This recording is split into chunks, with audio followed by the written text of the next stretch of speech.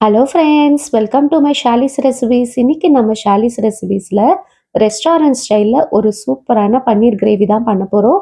இந்த கிரேவி பார்த்தீங்கன்னா சப்பாத்தி, நான், ரொட்டி, கீ ரைஸு, ஜீரா ரைஸுன்னு போன்ற எல்லாத்துக்குமே ஒரு சூப்பரான சைட் டிஷ்னு சொல்லலாம்.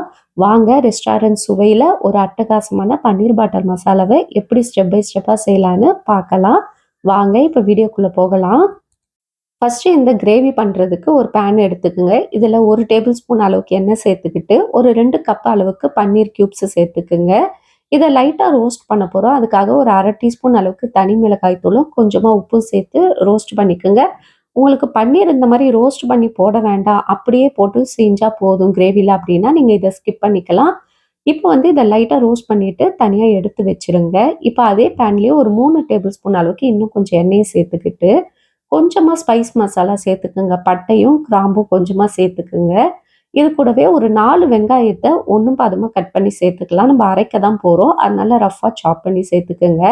இது கூடவே ஒரு 4 தக்காளியும் சேர்த்துக்குங்க.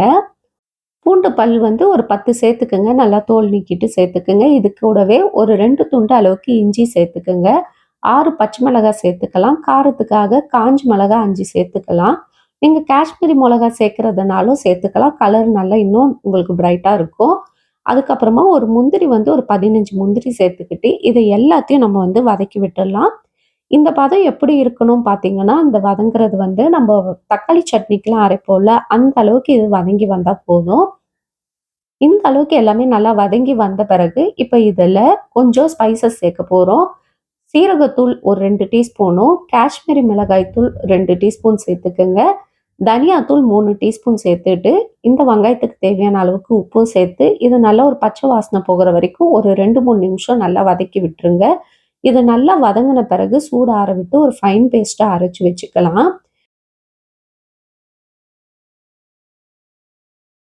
இப்போ அதே பேன்லேயே செஞ்சுக்கோங்க. நம்ம வந்து ஒரே பேனாக செஞ்சுட்டோம்னா நம்மளுக்கு வேலையும் ஈஸியாக இருக்கும் க்ளீன் பண்ணுறப்ப.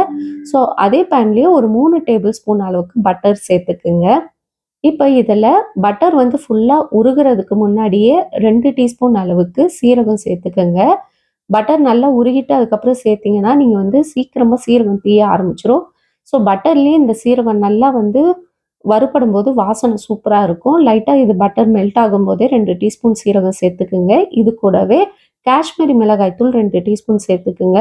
பட்டர் நல்லா உருகி ரொம்ப ஹீட் ஆயிடுச்சுன்னா, காஷ்மீரி மிளகாய் தூள் போட்டோனே தீஞ்சு போயிடும். அதனால பட்டர் உருகுறதுக்கு முன்னாடியே நீங்க வந்து காஷ்மீரி மிளகாய் தூள் 2 டீஸ்பூன் போட்டு லைட்டா மிக்ஸ் பண்ணி விட்டுட்டு, இப்ப நம்ம அரைச்ச மசாலாவ சேர்த்துக்கலாம். இந்த மசாலா சேர்த்துட்டு, இது கூடவே கரம் மசாலா பவுடர் 1 டீஸ்பூனும், தேவையான அளவுக்கு உப்பும் சேர்த்துக்குங்க. இத நல்லா மிக்ஸ் பண்ணி விட்டுருங்க. உங்களுக்கு கிரேவி என்ன திக்ல வேணுமோ அதுக்கேத்த மாரி கொஞ்சம் தண்ணி சேர்த்துக்குங்க. இந்த கிரேவி வந்து ரொம்ப தண்ணியா இருக்கக்கூடாது, ரொம்ப திக்காவும் இருக்கக்கூடாது. இந்த மாதிரி நல்லா நம்ம ஒரு இட்லி மாவு பதத்துல இருக்கணும். அந்த திக்னஸ்ல இருந்தா தான் இந்த கிரேவி நல்லாருக்கும். அதுக்கேத்த மாதிரி தண்ணி சேர்த்துக்குங்க. சேர்த்துட்டு நல்லா மிக்ஸ் பண்ணி விட்டுட்டு, ஒரு மூடி போட்டு லோ ஃப்ளேம்ல ஒரு 10 நிமிஷம் அப்படியே கொதிக்க விட்டுருங்க. இந்த மசாலாவுடைய எல்லா பச்சை வாசனையும் போகணும்.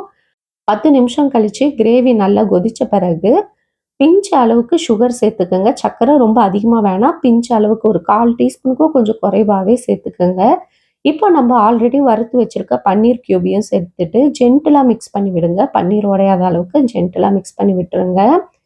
அவ்வளோதான். இப்போ வந்து இதில ஃப்ரெஷ் கிரீம் வந்து ஒரு 3லேருந்து 4 டேபிள் ஸ்பூன் ஃப்ரெஷ் கிரீம் சேர்த்துக்கலாம். உங்களுக்கு எவ்வளோ க்ரீமியா வேணுமோ அதுக்கேத்தா மாதிரி ஃப்ரெஷ் கிரீம் சேர்த்துட்டு, ஒரு 2 நிமிஷத்துக்கு லைட்டா மிக்ஸ் பண்ணி விடுங்க போதும்.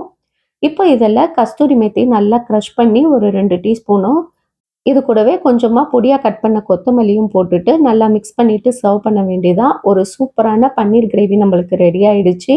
இத நம்ம ஹோட்டல்ல போய் வாங்குனோம்னா ரூ. 280 ரூ. 300ன்னு கண்டிப்பா விக்கிறாங்க. ஸோ வீட்லயே செஞ்சோம்னா தாராளமா எல்லாருமே சாப்பிடுறது திருப்தியா சாப்பிடுற அளவுக்கு நம்மளுக்கு கிடைக்கும். ட்ரை பண்ணி பாருங்க. ஒரு சூப்பரான பன்னீர் கிரேவி சட்டுன்னு நம்ம ரெடி பண்ணிட்டோம்.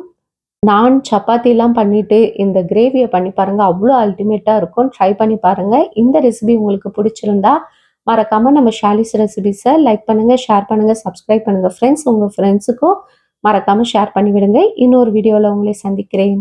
பாய் பாய் ஃப்ரெண்ட்ஸ்.